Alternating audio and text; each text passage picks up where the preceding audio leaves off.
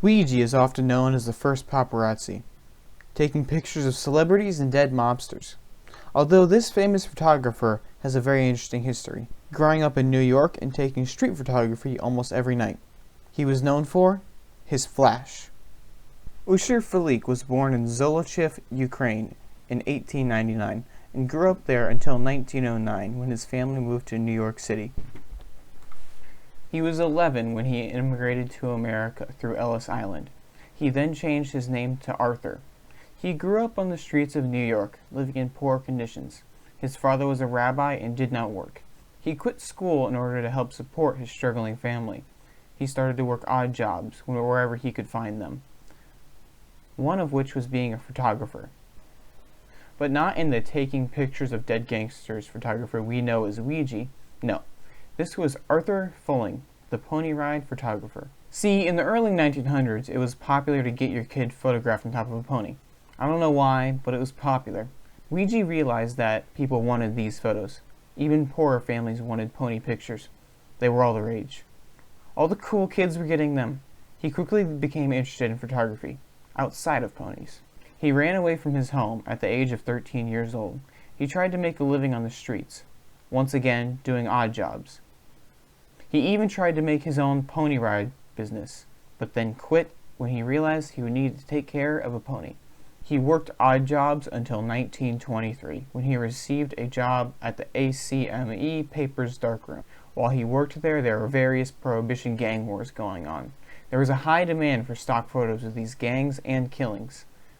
Weegee then became a freelance photographer for this purpose, renting an apartment across from a police station and using a police scanner to find out about new stories. The name Weegee came from people saying he would use Ouija boards to predict where the crime scenes would be. He would sit by his radio in either his car or apartment, on standby, waiting for a new crime to happen. Weegee's style was the exact opposite of Versailles. Versailles' nighttime photos were soft and often thought of as peaceful. On the contrary, Weegee's pictures were gritty and grimy, and showed the harsh realities of life.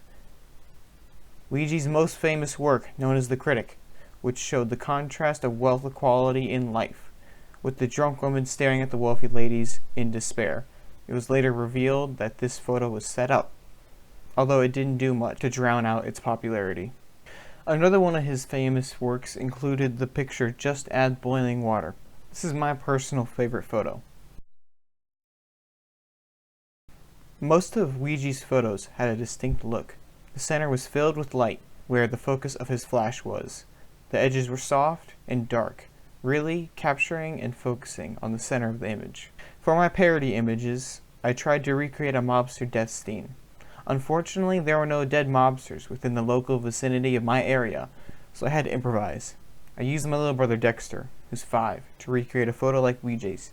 I used the street as the background and followed Weegee's method, using a shutter speed of 200 and the sharpest aperture my camera could achieve. I also got some more crime-related photos of this small mobster. For some of these I went into IKEA, trying to replicate the grittiness of his photos amongst the IKEA warehouse shelves. Now I'm going to toss it back over to Real Life Ins to explain the game we're about to do.